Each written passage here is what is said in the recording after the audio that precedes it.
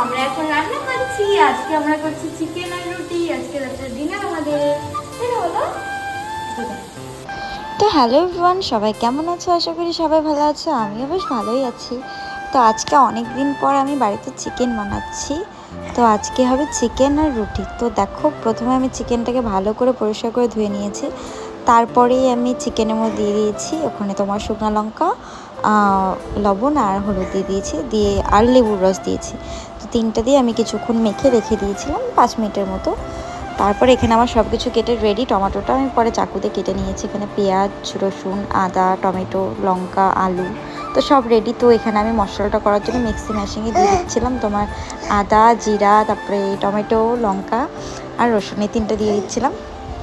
তো আর দিয়ে আলুটাও ভেজে নিচ্ছিলাম। তো অনেকেই বলছিল যে সোনা পাপা কী করে পড়ে গিয়েছে। তো আমি ওখানে ক্যাপশনে আমি লিখে দিয়েছিলাম যে সোনা পাপা বিছানা থেকে পড়ে গেছে। আমি মানে 2 দিন আগে আর কি খাটের থেকে ও চার্জারের পয়েন্ট ধরতে গিয়ে খাটের থেকে পড়ে গিয়ে ওকে ব্যথা পেয়েছে। তো যাই হোক, এখন আগের থেকে অনেক ভালো আছে, ডাক্তারও দেখিয়েছি, তো ওষুধ দিয়েছে। এখন ভালোই আছে সোনা পাপা।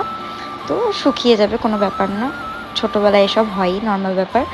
তো দেখো এখানে সোনা পাপা ওর মামা এসেছে, তোমাদের তো বলাই হয়নি। তো এখন থাকবে আমার ভাই কিছুদিন। তো এখানে তো অনেক দিন পরে এসেছিলো, লাস্ট এসেছিলো অন্নপ্রাশনে, সোনা পাপা অন্নপ্রাশনে এসেছিলো, তারপর আজকে আসলো।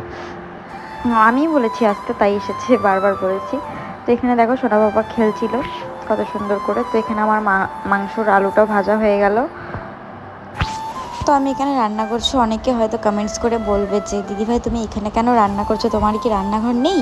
তো আমাদের রান্নাঘরটা এখনও কমপ্লিট হয়নি, তো হবে, কমপ্লিট হওয়ার পর ওখানেই রান্না করব, তখন নতুন নতুন ভিডিও নিয়ে আসবো। এখানে আমি ঠিক একটা ভিডিওটা কেউ ধরে দেওয়ার থাকে না, আর স্ট্যান্ডে নিলে পরে সোনা পাপা স্ট্যান্ডটা ফেলে দেওয়ার জন্য আর কি ভিডিও করা হয় না। নাহলে ওইসব আমার ব্যাপার না, কোথায় রান্না করছি না করছি ওইসব কোনো ব্যাপার না। কিছু কিছু মানে এমন এমন মানুষের পরিস্থিতি যে ওরা হলো উনুনে রান্না করছে, এত নোংরাতে রান্না করছে, তাও তো আমরা অনেক ভালোই আছি, ভালো জায়গায় রান্না করছি, ভালোই আছে সব। তো দেখো এখানে আমার চিকেনের মশলাটা অলমোস্ট কষানো হয়ে গেছে, এখন আমি মাংসটা ঢেলে দিলাম। তো আজকে চিকেনটা সত্যি খুব ভালো হয়েছিল। আর এখানে এতগুলো জল ভেবো না যে আমি গরম জল পুরোটাই চিকেনে দিয়ে দেবো, পুরোটা দিব না।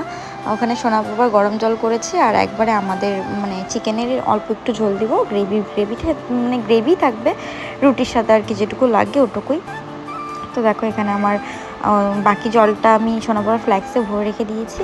তো কিছু কিছু মানুষ আমাকে কমেন্টস করেছে যে দিদিভাই সোনা বাবা সারাদিনে কী কী খায় ওগুলোর একটা ডেলি ভিডিও দিও। তো ওরকম তো আমি সোনা বাবার কোনো খাবারেরই ভিডিও দিব